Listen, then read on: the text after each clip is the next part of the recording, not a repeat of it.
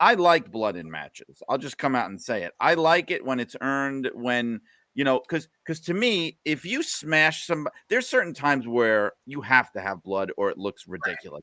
And I think we're so conditioned by WWE that you just kind of shrug your head, but like, and no one cares. But if you take somebody and you smash their head into a ring post or rake their face against a steel cage, now, if you don't want to have blood in your company, don't do those things, because Mhm. when you commit, when a guy, that used to be common sense in the business. Like when you do something like that, you have to have blood, because otherwise it looks completely fake. Like you I don't know if have I to. agree because if a guy, watch UFC, and if a guy punches another guy, you're gonna have blood. I mean, I this is understand pro that, wrestling.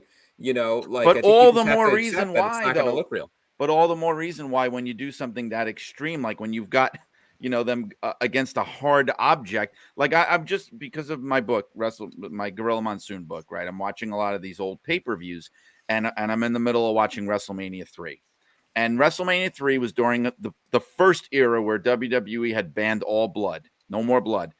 But they still, even on that show, they had a spot, and I think it was Billy Jack Hercules. Haynes. Yes, Yeah. Hercules and Billy Jack Haynes, where he wraps the chain around his fist and he punches Billy Jack Haynes in the head. Now, if they did that today, there would definitely be no blood. The guy would be laid out. He'd probably pin him, whatever it is.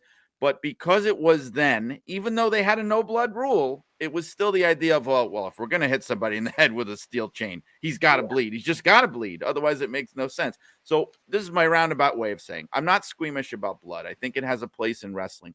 But I do think that AEW does go a little too far sometimes, Yeah. because I'm not, like, Al, I'm not a fan of the death match stuff. It's not my cup of tea, of just where it's just totally just blood for the sake of blood and blood and guts and all that.